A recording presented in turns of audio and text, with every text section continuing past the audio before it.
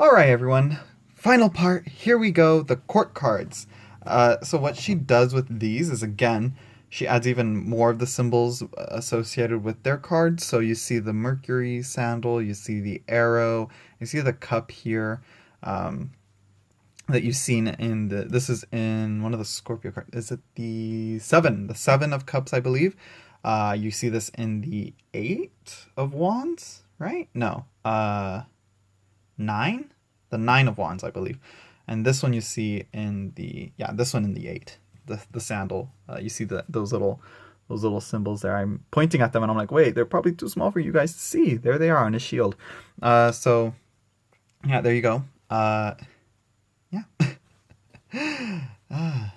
Here we have lightning that she added in here. I do like that she added in lightning.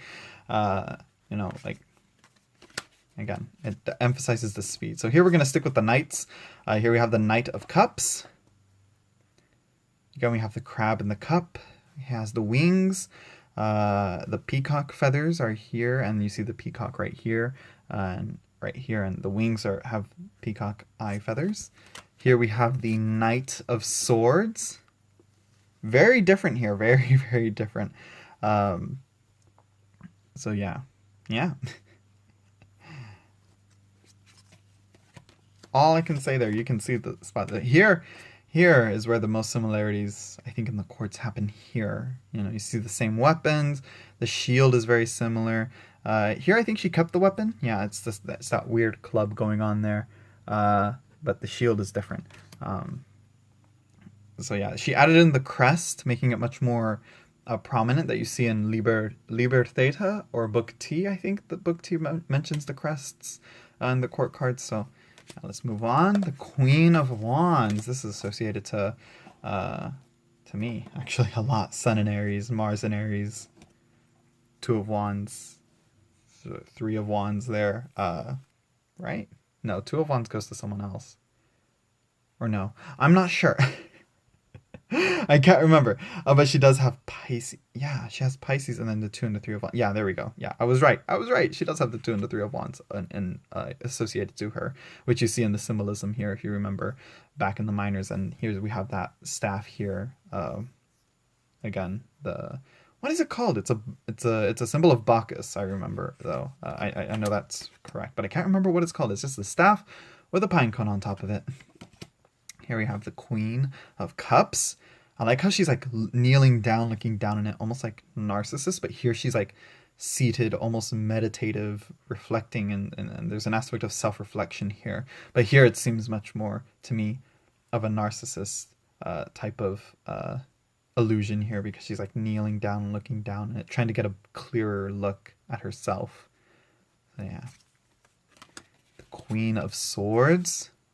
I mean, look at her, the decapitated head, which is actually in quite a few other decks as well. If you look at the Vachera, it's not an actual head, but you do see a bag, and in the background you do see a decapitated body.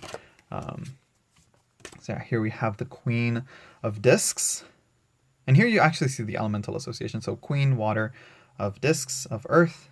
So yeah. There we go. What's interesting recently, because I just finished listening to the podcast for the Queen of Discs, they reference this here and the plant being a pineapple, and it's like, yeah, I kind of see that.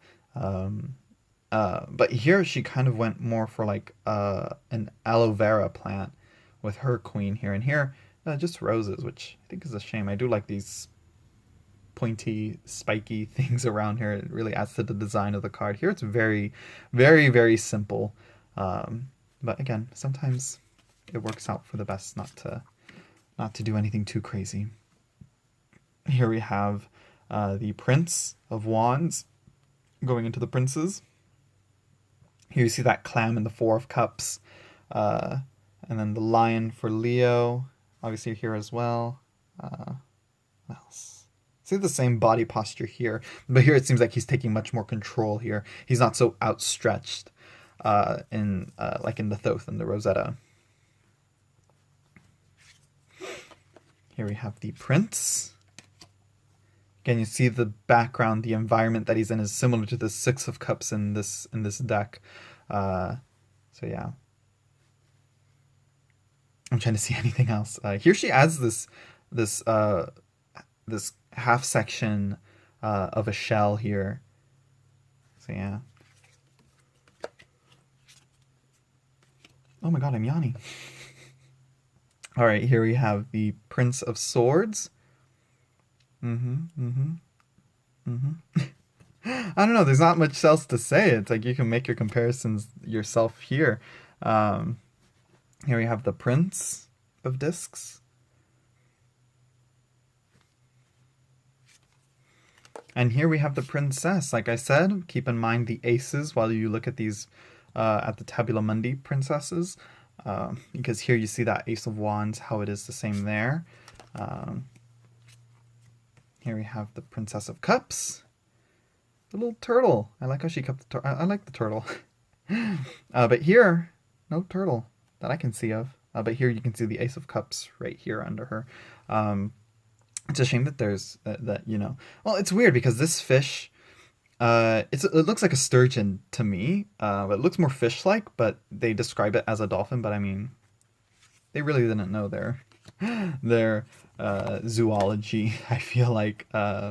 Anyways, here we have the Princess of Swords. Again, you see this design, this symbol here all throughout the sword cards, I believe. So yeah, here we have the last card and the final card here. The Princess of Discs. You see the little rose yin yang here, but it's a Ouroboros in there. You see the diamonds piercing the ground. And then you have the Aries ram head on her head. Then you have the altar here. And what else? Not sure. Here you see the Aries, the ram head again. You see her furs on her back, like a cape. Very like the Game of Thrones Starks when they wear their fur coats. Reminds me of that. But looks very warm to be to be in like winter garments. But again, yeah, I do love the trees and the color. Anyways, no, moving on before I get distracted again. So the Tabula Mundi comes with you can have the option to get the Deacon expansion pack.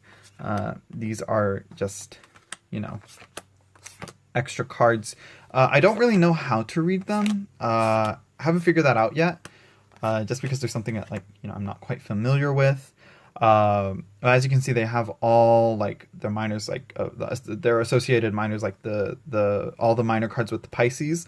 Their symbols are combined into one card, and the same for each and every single previous sign here. So again, yeah. Also, one thing that I don't like, well, it's nice, it's fancy, I like it about the Tabula Mundi, but the silver edges or borders on here.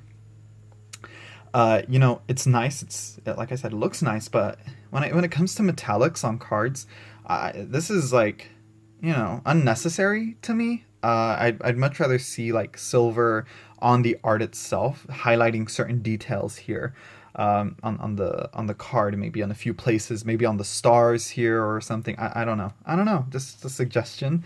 Just because it's like, you know, it's a bit meh, you know. And yeah, and she does the same with the Rosetta.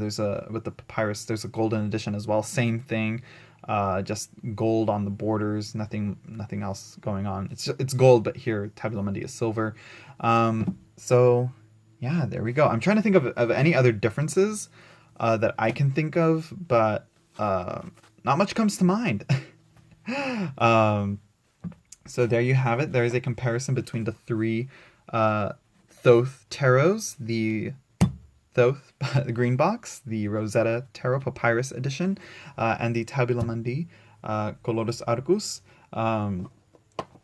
So yeah, you can get these here. You can get obviously the Thoth on Amazon or Barnes & Noble or wherever you get, you know, your tarot decks. Very easy to find. You can find these at tarotcart.com, or you can go to her website tabulamundi.com. You can also see updates onto her new projects and what she's working on at the moment. So, there we go. Ooh, I haven't done a comparison video in like forever. I think the last one I did was for the Tarot of Delphi and the Penchos du Monde. I think I'm butchering that word. So yeah, I hope y'all enjoyed, and I will see you all in the next video. I think tomorrow I wanted to film the tarot scopes today, but this, I'm like, it's either this or tarot scopes. I'm like, let's get this out of the way, and then we'll do the tarot scopes tomorrow. So yeah, so we can look ahead at next month. It's for the next month, February. So yeah. Anyways, hope y'all enjoyed. I will see you all tomorrow. Bye.